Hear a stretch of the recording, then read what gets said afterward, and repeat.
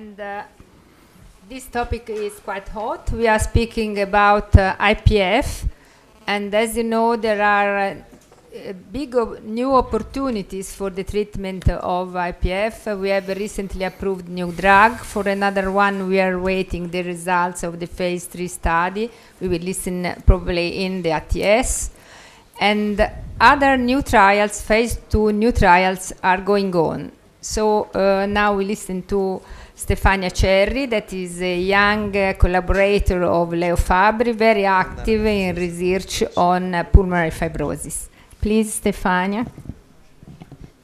Thank you, Professor Rotoli, for the kind introduction, and thank you, Professor Fabri, for inviting me to speak today to you. So what I'm trying to do with this talk is going through where we were with treatment for IPF, where we are now, and where we are going. And I'm very grateful to Melanie Connington, who spoke earlier, because she basically set the stage for my presentation. She presented brilliantly the pathogenesis and mechanism of IPF. So basically, many things that I'm going to talk about have been already explained to you by Melanie before. So I don't need to read these slides to you. This is the definition of IPF, and Melanie already presented that. Just to remind you that it's a progressive fibrotic lung disease that affects basically older adults, and it's defined by a UIP pattern either on HRCT or histology. When we think about treatment of IPF, let's take a look at where we were at the beginning of 2000 when this document was published. This was the consensus document on IPF diagnosis and management, and at that time, the opportunity for treatment of IPF were very limited. And as you can see, this document just suggested, wasn't a strong recommendation because the data were very poor, just suggested a combination therapy with corticosteroids plus or minus immunosuppressants like cyclophosphamide or azathioprine. But we all know that these treatment options wasn't very effective on our patients. And if we look at histology of IPF, actually inflammation is not really there, or at least adaptive immunity is not there. So what we were using is not very targeting what is in the IPF lung. Because you see in this slide a histology sample of IPF patient, and you really don't see that many cells. This led us to change the paradigm of IPF pathogenesis, and we have heard earlier that basically it's a disease of abnormal wound healing and excess matrix deposition. It is thought that there is an injury that involves the alveolar epithelium, and this injury basically starts a cascade of events that induces abnormal accumulation of myofibroblasts in the lung and abnormal deposition of extracellular matrix. Changing this paradigm, we had to think differently about treatment, and in 2000 we reviewed the literature about corticosteroids treatment for IPF. And actually, between 2000 and 2010, there weren't new studies published on the use of corticosteroids, and so this Cochrane review basically concluded that there is no evidence for the use of corticosteroids in IPF. And if we look at clinical trials published in IPF in the last, let's say, 10, 15 years, you can see that many things are changed. Particularly, so if you look at the left-hand side of the slides, you see that in the first decade of IPF research, basically there were only 4 studies involving almost 100 patients. And in the next decade, there were many more studies and very large studies involving almost 5,000 patients, and I would say more with the new studies that are coming out in the next months.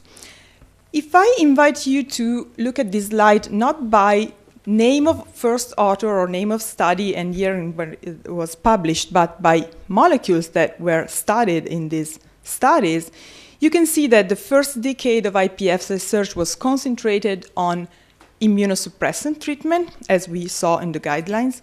But in the last 10, 12 years, many more studies were developed with different molecules targeting different mechanisms. So the IPF research in terms of treatments has changed a lot its view. And let's try to look at what we had at the time when the guidelines were reviewed, which was 2011. Early 2011, the new guideline document was published. All these studies were already completed, so we had new elements to implement our recommendation for guidelines, plus there were the 2 pirfenidone studies that were completed but not published. And so let's look at the recommendation in the 2011 guideline document. You see listed on the left all the therapeutic options. This guideline document was made with a grade methodology, so that evidence is evaluated based on the strength of the recommendation and the evidence. It's weak or low. And the panel of experts is asked to vote during the grade methodology if the recommendation is against or for. First of all, there weren't any recommendations for any of the treatment. So all the recommendations were against. Some of them were weak. Some of them were strong against. So you see in 2011, all the recommendations for immunosuppressant and corticosteroids were strong against. So we were left with only these, let's say, 4 options. And I'm going to go through all of this, almost all of this. I'm going to leave out the anticoagulant story because it's a long story.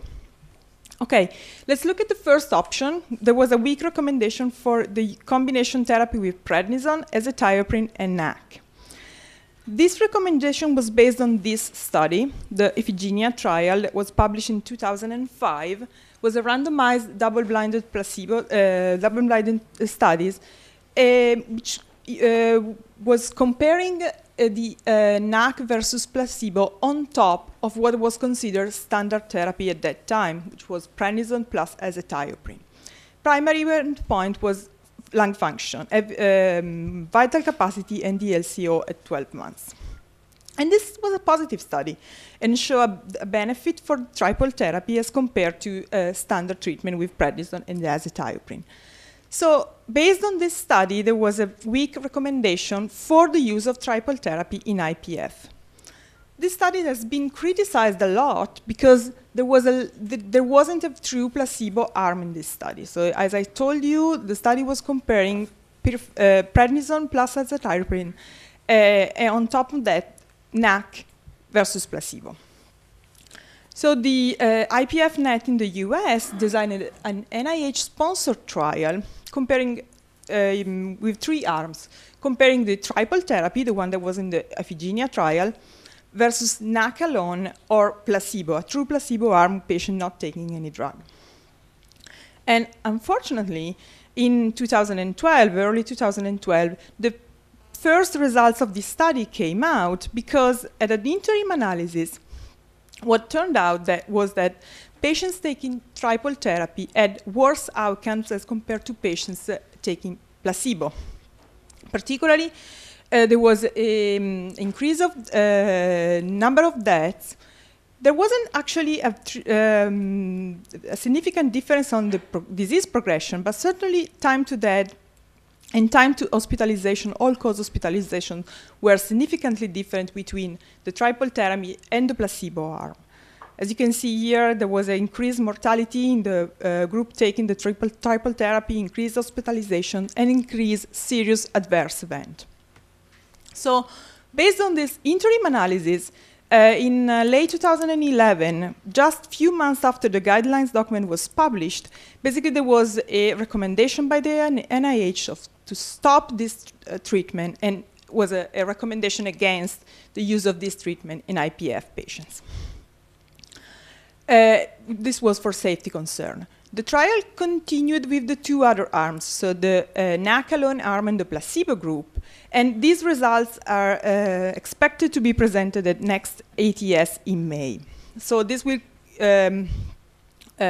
conclude the story about NAC. So we now, in the guidelines, the recommendation of NAC, prednisone, and azathioprine can be left out.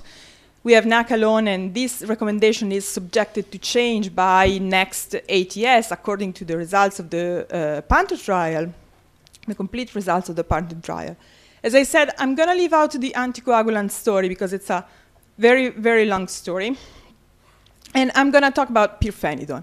You see that in the 2011 document, pirfenidone, there was a weak recommendation against pirfenidone.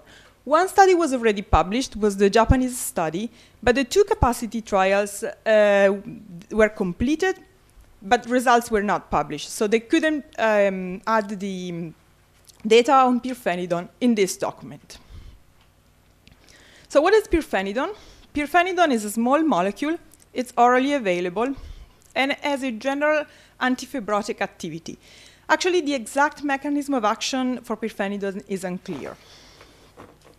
It's available in Europe and Canada and is marketed under the name of Esbriet. And it's also marketed in Japan and India under different trade names. And it has been evaluated for efficacy only in patients with mild to moderate IPF. So the two capacity studies were two double-blinded placebo-controlled parallel trial, investigated the effect of pirfenidone in mild to moderate IPF patients. 779 patients were enrolled in these two trials. Capacity 1 was just comparing placebo versus the high dose of pirfenidone. In capacity 2, there was an intermediate dose also. And what came out from these two studies? The capacity 1 was a negative study. There was no significant difference on decline of FVC at 72 weeks.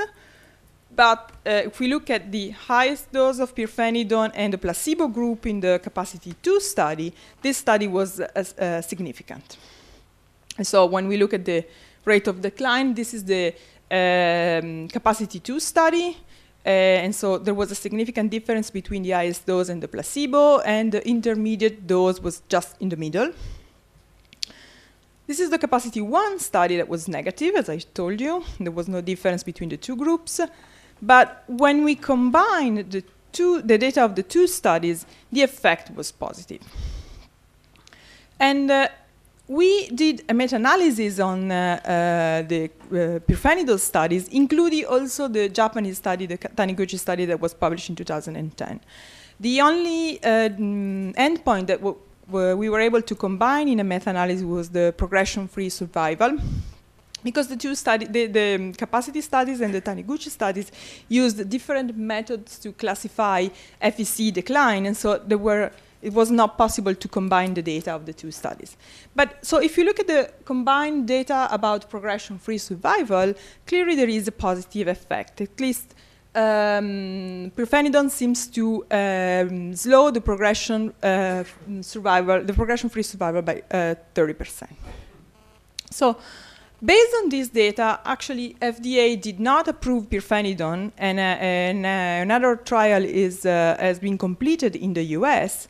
But the EMA, actually, considering the lack of any effective drug of IPF, granted pirfenidone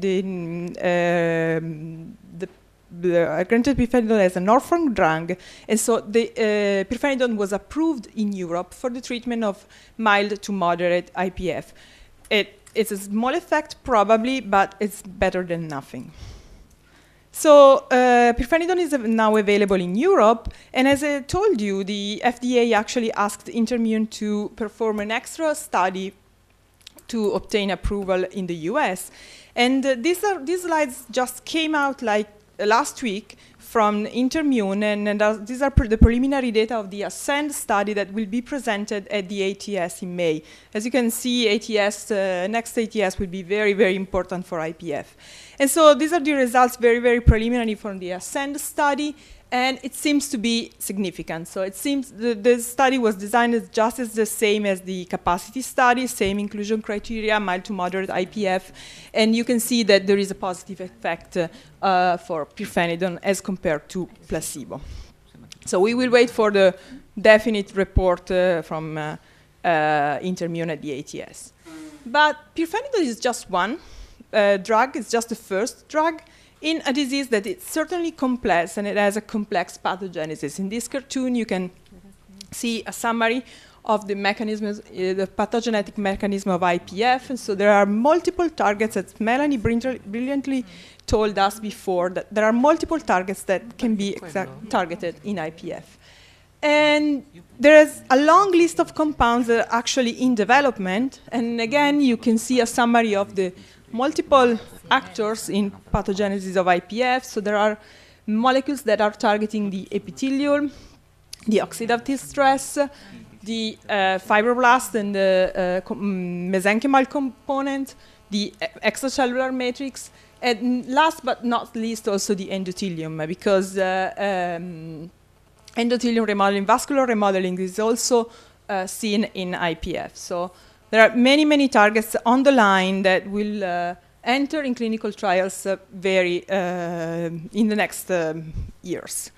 Let's talk about another mechanism, which is the tyrosine kinase mechanism. Tyrosine kinase is a very important enzyme, and they are involved in cellular proliferation, survival, and differentiation. And there is one molecule which is a tyrosine kinase inhibitor that is very far along the way of development in IPF. This molecule is called BIBF. Actually, now it has a name. It's called nintedanib. And it's a potent inhibitor of 3 tyrosine kinase receptors, PDGF, FGF, and VEGF. These receptors are thought to be important in the pathogenesis of IPF. And then in 2011, this study came out, which was a phase 2 study assessing the efficacy of BIBF in idiopathic pulmonary fibrosis. This was a phase 2 study, as I said. It was a 12-month study, double-blind, placebo-controlled, and there was also a dose-finding selection. So patients were divided in 5 groups, one to one group with placebo, and 4 different doses of the drug. The primary outcome was decline of FVC at 12 months, 52 weeks. And as you can see here, if you look at the placebo bar, which is the white on the left-hand side, and the highest dose of nintedanib, there was a significant difference, so less decline in FVC at 52 weeks in patients taking the highest dose of BIBF. And you can see also here, over time, that the difference is persistent. And of course, the significance was seen with the highest dose of the drug.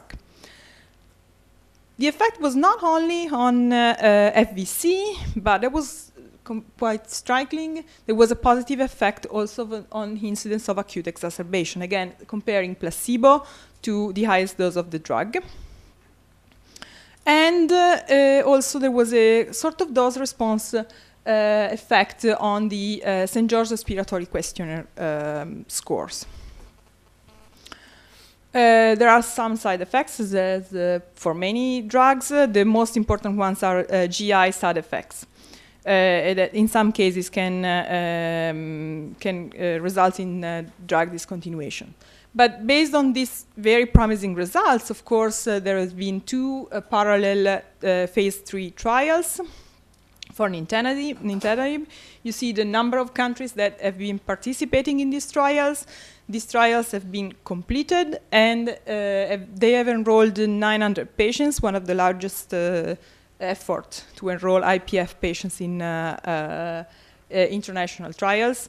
And again, these results will be presented at next ITS, so we are waiting for these results, and we expect, we hope that will be positive.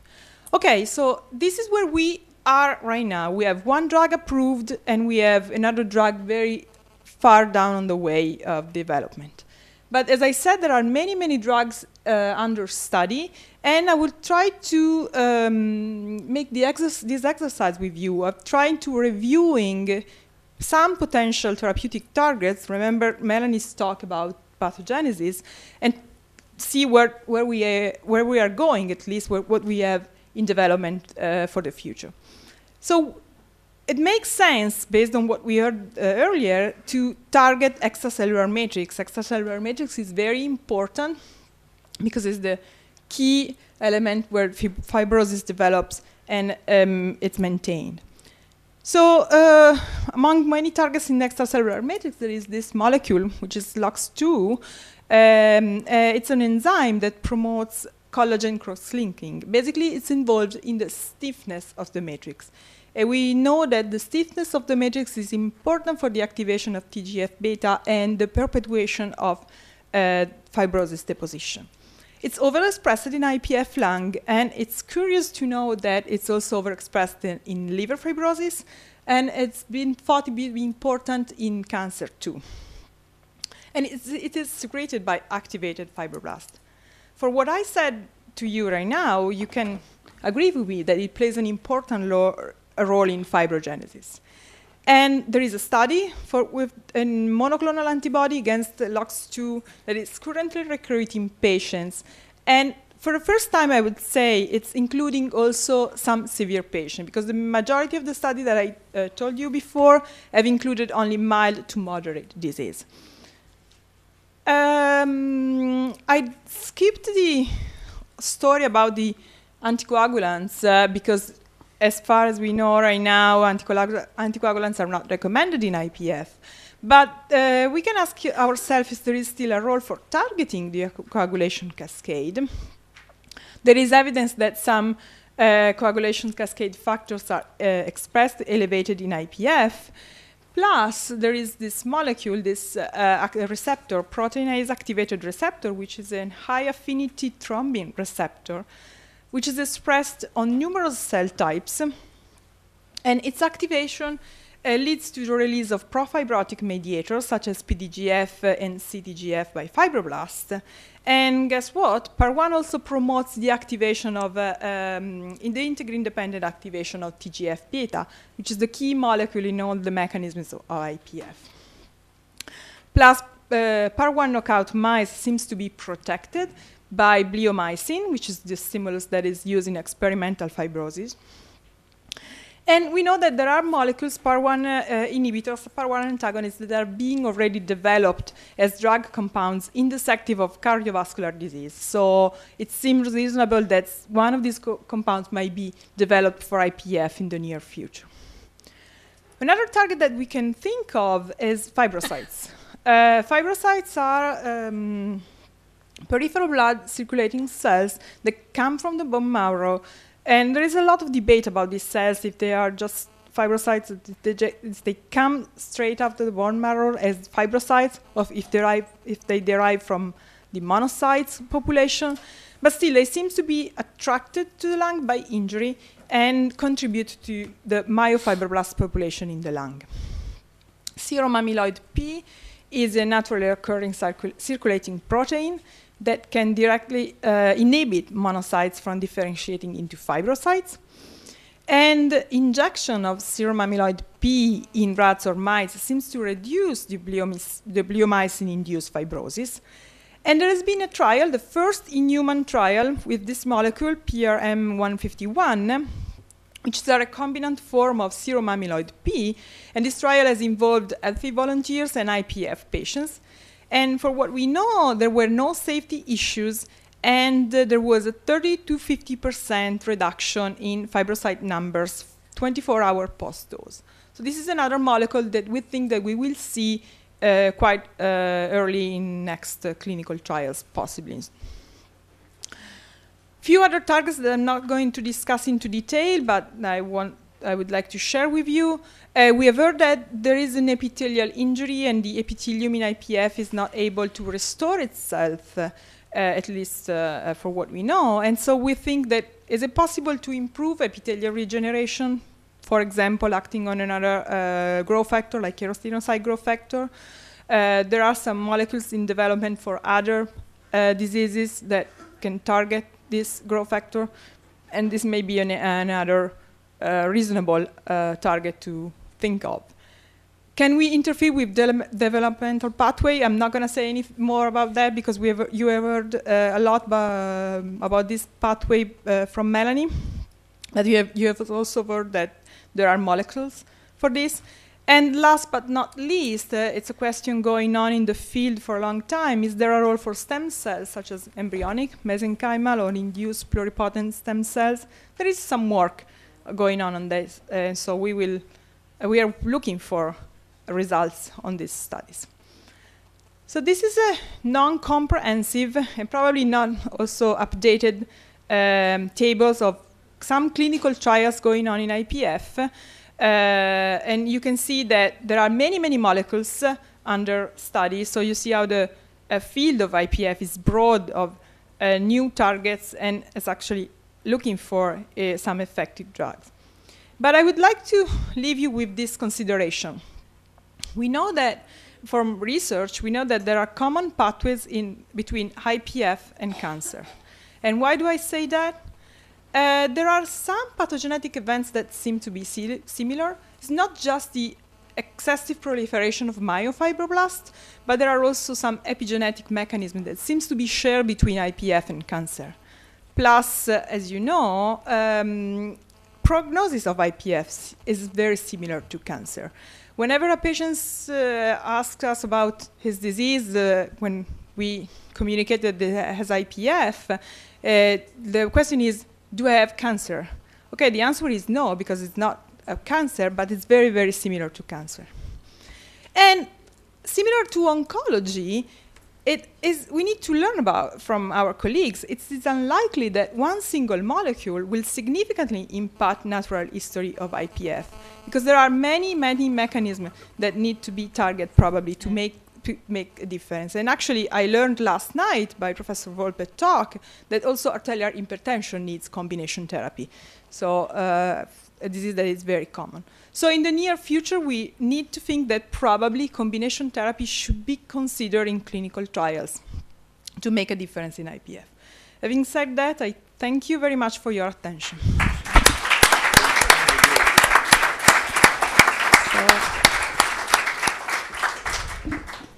Thank you, Stefania, for this excellent update on new treatments for IPF.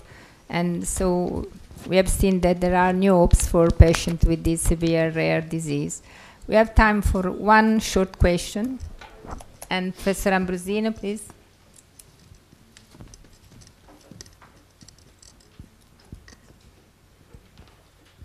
It is only a methodological question, because you have, first of all, thank you for a very nice presentation.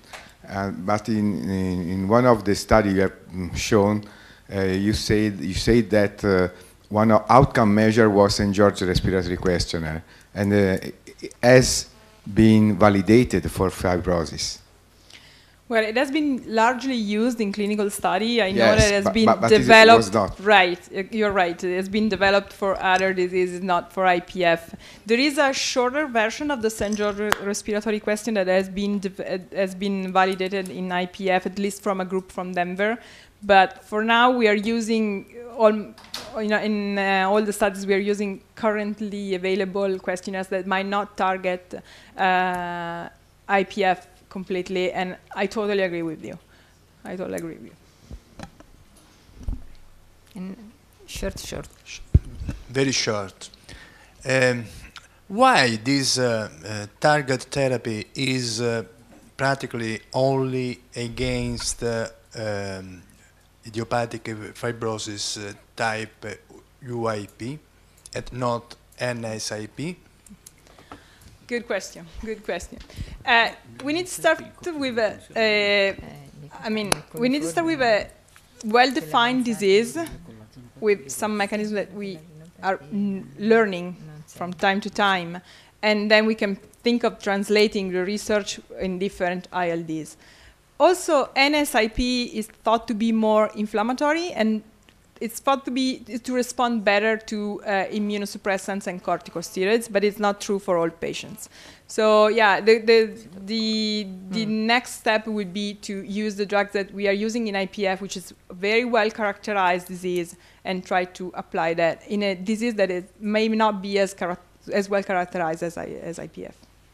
Yes, in fact, we hope that in the future the pharmaceutical companies will extend the experience of new treatment also in these very bad interstitial lung diseases.